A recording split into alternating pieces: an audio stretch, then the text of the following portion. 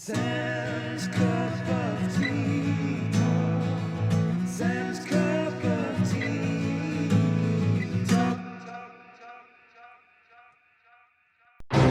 Resident Evil. Resident Evil 3 Nemesis was the first Resident Evil title I finished back when I was but a young boy. To this day, it remains one of the most memorable games I played back during those PS1 days. The character Jill Valentine, the zombie-infested Raccoon City, and of course Nemesis. It was accessible enough while still remaining terrifying and challenging to me as a younger gamer. And for that reason, it became my favourite Resident Evil, despite most fans claiming that Resident Evil 2 was the crowning jewel of the franchise. I absolutely loved Capcom's Resident Evil 2 remake, as many did. Despite not being as familiar with the older title, I felt this overwhelming sense of nostalgia and that a lot of affection had been poured into this game.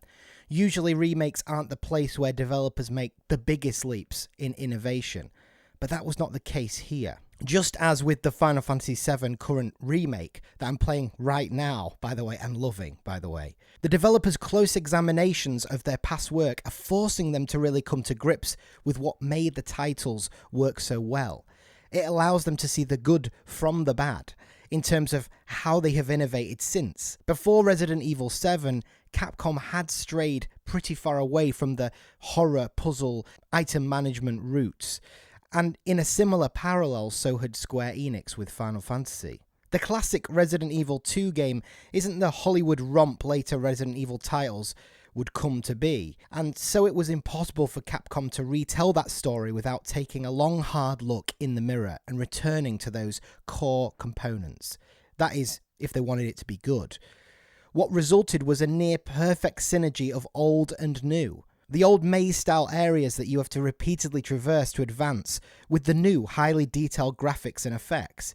The old puzzle and item management, with the new enhanced camera, mobility and freedom. The old stand still to shoot mechanic, with the new, more dynamic third-person perspective and detailed zombie enemy damage, big chunks of flesh coming off. I could go on, but simply put, Resident Evil 2 Remake is widely regarded as not just a good remake, but literally one of the best. So when I found out that they were making Resident Evil 3 Remake, of course I was psyched. I mean, if I enjoyed Resident Evil 2 Remake so much, and I didn't even know the original, then what a treat it will be to play Resident Evil 3 Nemesis. But I must admit that when I saw that the release date was a little more than a year since the Resident Evil 2's release, I did feel a slight pang of concern. Just in terms of time, it seemed too good to be true. Were they in development before Resident Evil 2, perhaps? But 1 year is certainly too short a time to produce the quality of 2, even if the main game engine was there. But cut to the present, and I have now completed the Resident Evil 3 Remake. And unfortunately, my fears were proven correct, for the most part. It actually kind of breaks my heart to admit this, but looking back, Resident Evil 3 Remake pales in comparison to Resident Evil 2. And I'm going to explain why. So for starters, the story and setup is much similar to that of the original. You are Jill, an experienced STARS member stuck in the city on the eve of an outbreak, angry at Umbrella's antics and desperate to escape the city, but there's a big huge fly in the ointment, and that is Nemesis. He's been genetically programmed by Umbrella to track all STARS members as they threaten to unveil the corporation's evil deeds to the world. The game does start off with a bang, and the opening hour is brilliant. Raccoon City has just been hit by the outbreak, so a lot of shit is freshly going down before your eyes. And everything about the game at this point feels like it's headed in the right direction. The controls immediately feel familiar to Resident Evil 2, but Jill has a special dodge mechanic. The objectives early on are similar to Resident Evil 2 in that you are finding items to open to the next area, and for a short time, a portion of Raccoon City acts as a sort of sandbox. Zombies seemed more plentiful, but so did ammo, meaning that I opted to clear out areas as much as possible, which in Resident Evil 2, you had to really weigh up whether that was worth it, because ammo was really sparse then. Very soon, though, Nemesis begins to drop in, randomly, and stalks you as you're finishing up. This part was simply thrilling. It was similar to that of Mr. X's stalking in RPD, but this time this guy could run and do all these other stuff, so it was just kind of Mr. X times 10. Can you see? Oh, okay. Oh,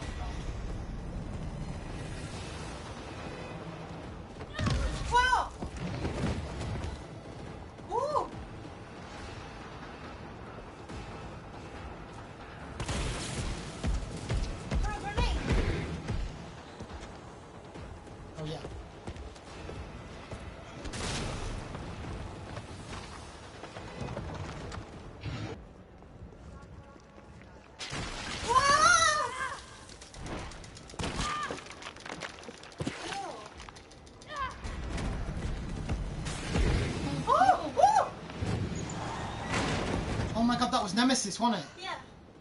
Oh. Fucking Jesus Christ. And I remember thinking, if this is the first hour or two, what the hell is in store later? How are they going to improve on this? The answer is they don't. It doesn't improve after that. Once that first section is completed, it feels as though that was a stage where either the game was given to another team, or that was the point where they had to start rushing and cutting things off. Because from that point onwards, the game just feels wafer thin. Gone are the random stalking encounters with Nemesis, and instead it's just these scripted chases with minimal input required from the player and lackluster boss battles with him, the Nemesis. The only saving grace of the later game is a brief hospital section where you play as Carlos, retrieving a cure for Jill. This part took me back to the terrifying police station from Resident Evil 2, and I enjoyed scouting through the hospital, looking for items and getting an overall feel for its layout. But then just as you're starting to enjoy that, the game whisks you off again to another locale and switches you up to play as Jill. In terms of narrative, this does nothing at all to add anything remotely interesting to what was established in the PS1 game. Gone are the moments of choice that occurred multiple times during the original. Nemesis is coming. Do you A, hit him over the head with a frying pan, or B, jump out of the window? All of that is gone. All of that is gone. Nemesis also seems to morph into a beast far earlier than what I remembered he did in the original, meaning that he's kind of just this discombobulated mass of energy, and it turns him into a very generic type of monster. It restricts what the game developers are able to do with him. When he's a man, he can run, he can chase you, he can stalk you, but once he switches to that next beast mode, he's just the most generic boss, because he doesn't function in a unique way. In fact, I was more afraid of the Hunter Gamma enemies that you find in the hospital than Nemesis himself, honestly. Take, for example, a moment in a burning building when he supposedly is chasing you with an armed flamethrower. I started running, and then I stopped to look down and checked it out, and all the game required me to do was just to keep going forward, no risk. Oh. Oh no! Go, go, go, go, go! Where is it? Where is it? There. What's that?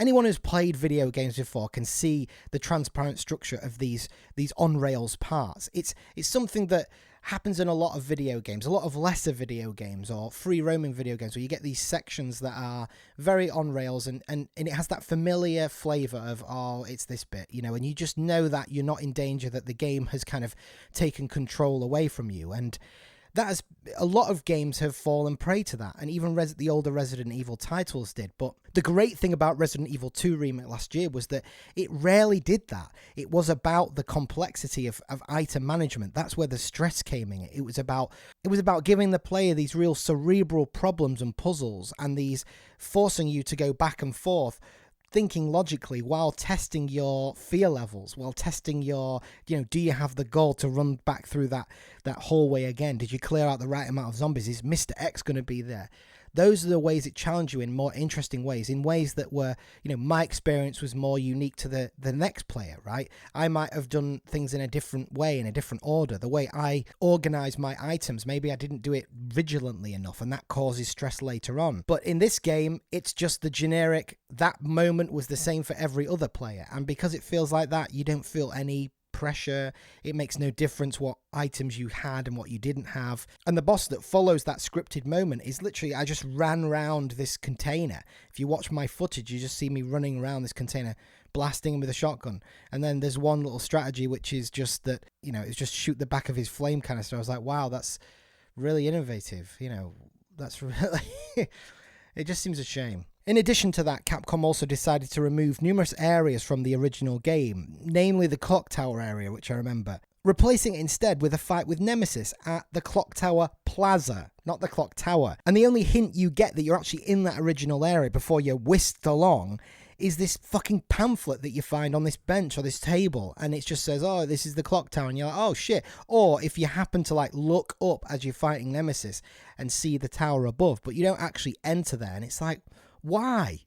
Why not? You know? But honestly, it just feels like the studio lacked time. It feels like they were on crunch and they were trying to get this game out for this date. And it seems a shame that they didn't. They could have easily offset this 6 months to a year and just built it out a little bit more. Which is why I feel bad for being so negative about the game. I mean, trust me, I really wanted and tried to love this game. And despite my gripes, I did have fun playing this game. You know, it scared me, it engaged me for most of my playthrough. But as soon as I put down the controller at the end, all I saw looking back was a shell of an experience. And when it came to Resident Evil 2, I had the option to play through scenario A and B, and after my first playthrough with Leon, playing as Claire on scenario B switched things up in enough of a unique way that it expanded the experience. Heck, I even decided to do the second playthrough on hardcore, which was insane, by the way. Don't do that. But with Resident Evil 3, though there are achievements to attain from multiple playthroughs, I simply have no desire to go back. And I just can't force myself to feel any other way. I get that structurally Resident Evil 3 is following the same vein as the original. You know, that didn't have an option A or B scenario either. But it didn't feel as hollow or as thin as this does. It always felt as though it justified being a full game, despite it being slightly shorter than the original Resident Evil 2. Once I reached the hospital, I thought the game was really starting to head somewhere, especially with the characters. But in the final act of the game, everything gets dropped all of a sudden, and it feels really odd. And Nikolai, spoiler alert, who ends up being the bad guy, shows up in the shittiest mustache twirling way. And I imagine that would be this huge confrontation between him and Carlson Jill, and it's just so, like, over with within a second. And the game just straight up ends almost immediately after you defeat the blob that is Nemesis. I barely even got to use the guns that I'd picked up on anything interesting before it was over. You know, all in all, it is an experience that leaves you feeling like something was missing, you know. While graphically the game was astounding, and so were the sound effects and the music. I just think it's a bun that was taken out of the oven far too soon. And it just didn't innovate in any interesting way, and I just pray that they don't continue down this road in the future. So now on to my rating. I'm going to give Resident Evil 3 3 cups out of 5. While the game is built on a solid foundation set by Resident Evil 2, it lacks any depth, and it feels rushed overall. And when placed next to Resident Evil 2's remake last year, this game simply pales in comparison. And that makes me very sad. It certainly doesn't justify the $60 price tag, that's for sure. What I would recommend is you grab it once it's on sale. Now, there is one thing that I didn't mention, which was Resident Evil Resistance, which is the multiplayer game attached to this. I didn't mention it because I feel like it's very irrelevant for most players. I think most players are going to play it for an hour or two and leave it. It's not going to have the longevity. I played it a little bit, but it didn't feel like anything resembling the Resident Evil game I played, the main campaign. I feel like it was bundled together to justify the price tag of it being $60, which is a shame, but never mind. During the writing of this review, Capcom have announced that they will be making Resident Evil 4 Remake, and it's heading for release on 2022. So a distant date shows me that they want to take the time there, and if they do, I have nothing but confidence that they will be able to pull it off. Here's to hoping. I also can't wait to see what they're going to do with Resident Evil 8. Bright times lie ahead, I hope. For more of my videos and reviews, please subscribe to the channel, and if you want to catch me playing live, I'm on twitch.tv/Sam's Cup of Tea. I'll put all the links down below in the description. Thanks for watching. Sam's Cup of Tea, signing off. Sam